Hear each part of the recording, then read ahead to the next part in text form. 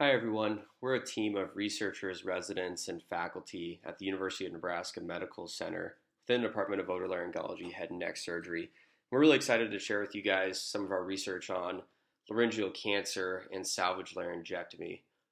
The purpose of our study was to identify whether there is any tumor-related, personal, functional, or treatment-related factors that were associated with a higher risk of requiring salvage laryngectomy or complete removal of the voice box following primary medical management for laryngeal cancer.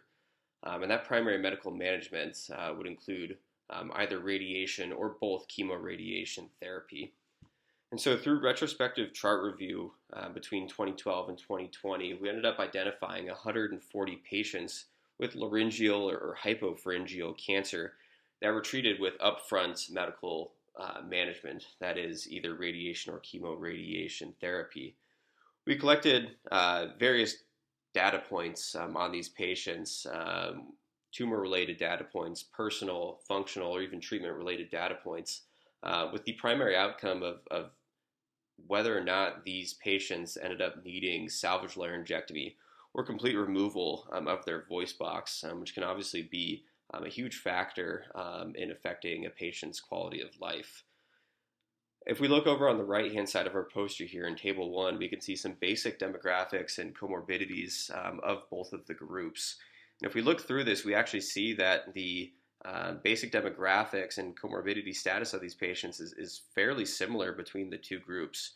And there was no statistical significant difference between any of these variables when looking between these two groups.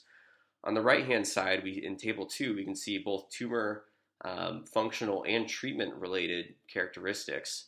And what we note here is that tumor size, node status, overall AJCC stage, and histologic grade was actually similar between these two groups, between the salvage laryngectomy group and those patients who did not require salvage laryngectomy.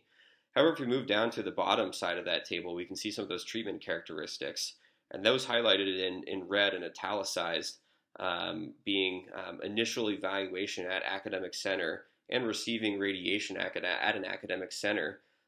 Both of those variables were associated with significantly lower rates of requiring a salvage laryngectomy, with nearly 84% of the patients not requiring salvage laryngectomy receiving initial evaluation at academic center, and just over 57% of those who required salvage laryngectomy had their initial evaluation at an academic center.